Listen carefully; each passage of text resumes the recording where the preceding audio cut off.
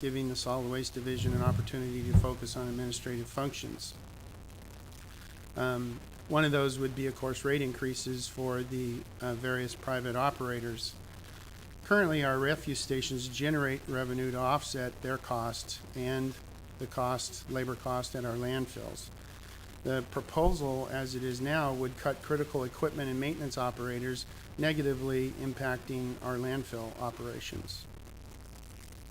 And without staff for the landfill, it means that we would probably have to process more agreements with groundwater monitoring consultants, leachate hauling consultants or contractors, and landfill maintenance contractors.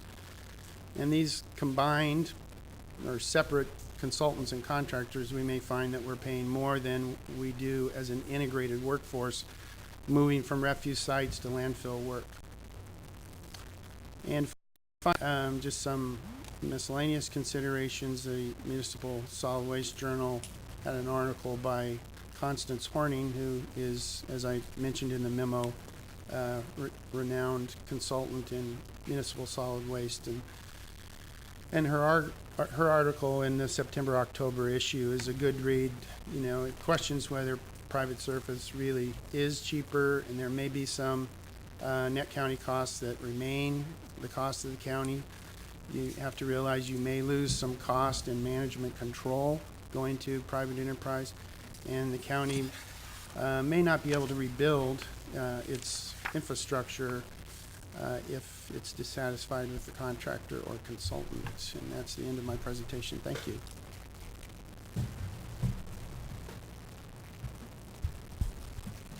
Back to the board. Questions of Mr. Miller? Supervisor Pinches. Just a comment, those set of numbers up there, first of all, there's no proposal for the solid waste of Willits. They're not asking for a subsidy of all of those other transfer stations. You know, you come back, yeah, 737, they're not at, you know, they're asking for the subsidy from Covelo to stay in place, but they're not asking. So that $437,000 is a bogus figure. There's no proposal in there for that. Supervisor Pinches, if I could interject, you know, both Mr. Miller and myself were somewhat trying to respond to a proposal that I really think Mr. Ward made, and you know, we were putting out our ideas and thoughts. Yeah, that was an assumption or a projection, but the idea is that we've done things we feel that make sense. We're not saying Covelo doesn't function correctly. I think the reason for the subsidy, former supervisor from that district said, was to cut down on the excessive illegal dumping. I think the county was glad to do that. I think in Laytonville, as Deputy Director Miller pointed out, basically the rent's $20. You know, we see a benefit in delivering services to the public at the lowest possible cost. Why should the public who owns that land pay for it, you know, when they dump their garbage? Let's keep those rates low so we don't get illegal dumping. That's been, you know, a goal of the division. I think that Mr. Miller put that out there because we just don't know from the proposal that Solid Waste of Willits presented us exactly what's being asked for. Like I said the last time we were on this subject, I think the Solid Waste Division tries to run the most efficient operation they can. As far as I judge operations, when I look at the facilities, they're well kept, the staff is attentive to their duties. You know, we're doing the best we can out there as well. If there's a better way, we need to see it, and if in that response we're just projecting what we know, we're not really sure what the proposal is. Yeah, my only point was there is no proposal from Solid Waste to Willits to ask for a other than this, basically the $400,000 subsidy. There's no proposal for that. But what they're proposing is to leave the subsidy from Covelo, which is something that previous boards, not just one board, but several previous boards, has realized is a policy issue, that they want to keep that in place because of the distance and the horrible amount of illegal dumping. But there's no proposal in Solid Waste of Willits' proposal to ask for a $400,000 subsidy. That was my point. Admittedly, but Yeah. there's nothing that, I mean, I'm not really sure how to even discuss this totally. It seems to me that if you're going to go from an asset that the people own that land, they were the landfills in most cases. They were converted to transfer stations by the county when we had to close the landfills. They're there to provide a service to the public, so they have somewhere to, eliminate their waste. On an operational level, which is the only way I can look at this, is that if we privatize a few and not the others, then there's an overall efficiency of just a county department maintaining and keeping enough staff to support a viable enterprise in the county. Now, if we want to change that enterprise to a private one, then we're assuming what'll happen to those other stations. We just don't know. It's not clear in the proposal. Mr. Chairman, if I may continue.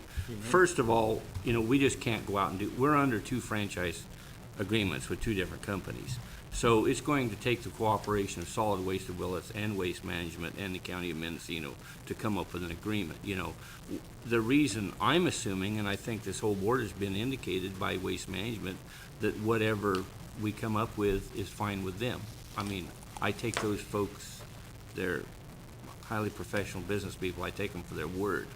So it's, that's saying that, it is, we can't just do this today. I mean, it's gonna take cooperation through our franchise agreements and everything to make this all work. But I'm assuming, and correct me if I'm wrong, Mr. Chairman, that basically, even though this is a proposal of Solid Waste of Willits in their franchise area, we're assuming that the same situation would follow through with Waste Management in their area, because that's what they've indicated. And if I'm wrong on that, would somebody please correct me, but I'm sure I have the right information here. Supervisor Delbar. Well, Mr. Chairman, I have questions on the staff report, if it's appropriate at this time. It is. Mr. Miller, you stated several times that we really don't know what's being proposed. We haven't seen any firm numbers. It's hard to tell exactly what that savings net county cost is, on and on. Yet, there's a statement in here in Mr. Ward's document that I'd like to read. It may explain why you don't have that data that you're looking for. Solid Waste of Willits has had a very difficult time receiving information from the Solid Waste Division on revenues, operating costs, volumes, and salary and benefits for each of the sites the division operates. Without the assistance from the division, we were unable to obtain actual, underlined, information in preparing a pro forma income statement. Garbage in, garbage out is what they used to taught me in college, was if you don't have good data, how can you get good data back? So if we're not going to cooperate, provide the data, how does Mr. Ward give you more concrete information for which you can analyze? Supervisor Delbar, as I recall, when we last visited this subject, it was very clear to me that staff was not directed to spend an inordinate amount of time producing that data. The burden of that was on Mr. Ward. At least that's the way I remember the board meeting that day. Aren't those public documents? Certainly. Then don't we have the obligation, even if it was just Joe off the street and said, I want to see this information, don't we have the obligation to provide it? Provide information, didn't we? There's a lot of information that Mr. Ward actually has from the hauling invoices that he supplies, or his bills to us. In fact, he hauls everything from South Coast as it is. He hauls from Albion currently, and he hauls from Potter Valley. So he's very aware of the quantities and the weights because he bills us for it. So all that information is actually in his record keeping, as it is in ours, of course, because we pay the bills. I think he was looking for information on